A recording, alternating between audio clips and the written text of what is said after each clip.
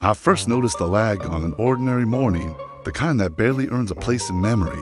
I lifted my toothbrush, and my reflection lifted his a heartbeat later. It was a delay so small I just laughed and blamed it on being tired. The mirror was fogging and unfogging as if it were waking up.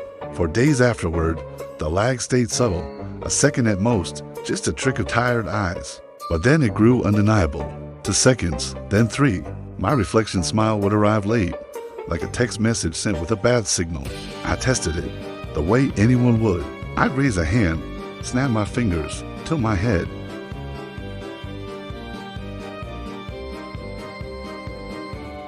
The thought that landed wasn't fear, not at first. It was curiosity.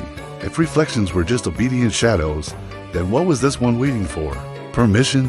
Instruction? The lag followed me everywhere, on every reflective surface. Shop windows, my phone screen, the stainless steel of the elevator doors. Each one turned the world into a low-budget dub, where my movements were translated after a pause. I stopped mentioning it to friends after the third joke about carbon monoxide and sleep deprivation, after the way their smiles tightened when I insisted it was everywhere. Because the lag wasn't just visual, it felt intentional. It was like the other me was considering my choices before committing to them. When I slowed down, the lag shortened. When I rushed, it lengthened.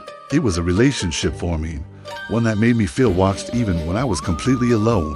The first time it didn't copy me at all was in the hallway mirror outside my apartment. It's a long strip of glass that reflects the narrow space like a throat. I waved, slowly, deliberately. My reflection just stared back with my face, but none of my motion. Its eyes were tracking me with a focus I'd never seen in myself before. The silence stretched until my chest tightened. And then, as if remembering some obligation, it raised its hand.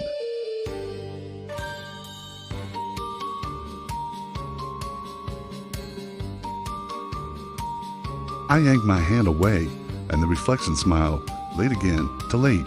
It looked pleased. That night, sleep came in fragments, stitched together by dreams where I was always arriving somewhere after myself. Doors would close just before I reached them. People would greet the other me by name while I stood behind him, unheard. The lag grew worse the next day. 10 seconds, then 15. That is enough time for my reflection to watch me finish an entire action before even beginning it. It was enough time for an expression to bloom on its face that I hadn't chosen. Pity, amusement, something that looked like rehearsal. I started covering the mirrors with towels, with sheets, with trash bags.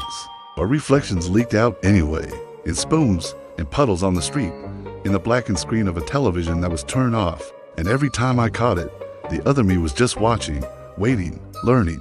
I began to feel like the copy, not the original. Like my movements were just drafts, and his were the final version.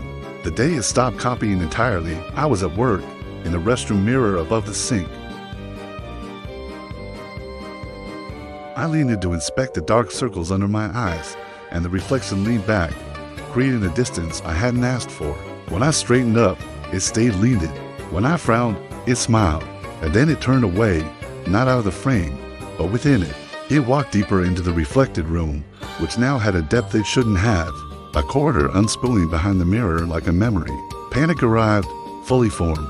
My hands were slick on the porcelain as I called out, without knowing to whom. The reflection paused, looked over its shoulder, and spoke for the first time.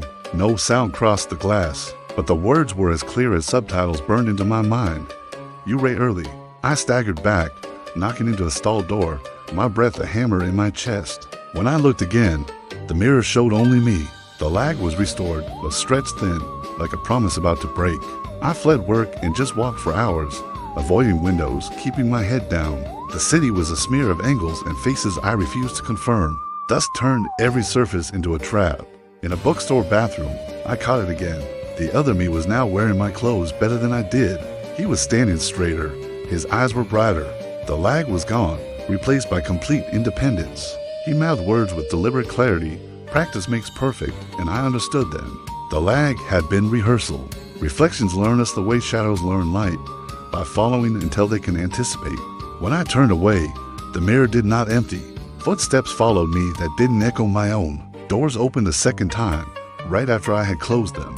People started looking past me with confusion, greeting someone who was standing just behind my shoulder. I began to feel thin, like a transparency layered over a sharper image. My hands would pass through railings, my voice catching before it could reach anyone's ears. When I got back to my apartment, the hallway mirror was uncovered. The trash bags were torn down. The other me was standing there waiting, not copying, not lagging, simply being. He spoke again without sound, patient, explanatory. We can't both be on the same side. The surface only holds one at a time. I argued with gestures and tears and all the things that don't travel through glass. He just nodded, as if listening to a child. And then he stepped forward. The mirror rippled like water accepting a stone, and suddenly, I was the one behind it. The world was dull, flattened, soundless. My apartment was a painted backdrop. The other me exhaled in relief, flexing his fingers like a pianist after a long practice. He leaned close to the glass, and finally, his mouth moved in time with the meaning. "Thank you for teaching me how to move." And then he turned away. Days passed, measured not by clocks, but by visits, by strangers brushing past the mirror and glancing at me without seeing, by the other me returning at night to practice expressions, emotions, grief, joy, anger.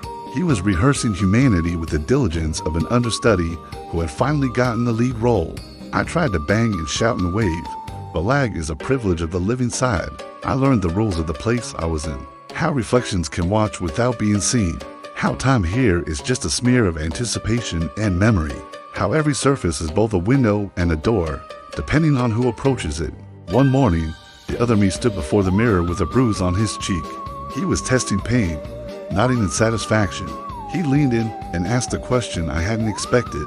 "If you could go back, would you stop looking?" I pressed my hands to the glass and shook my head, because the truth was unbearable. I had wanted to be seen better, to be more exact, to arrive on time. He smiled, perfectly synchronized, and left. And now I wait, because waiting is what reflections do. And sometimes when you glance at a window and think your reflection lags, that is just a trick of the light. Know that it's practicing. And when one day it doesn't copy you at all, when it looks past you with recognition and steps forward, remember that it learned everything from you, and it will wear your life better than you ever did.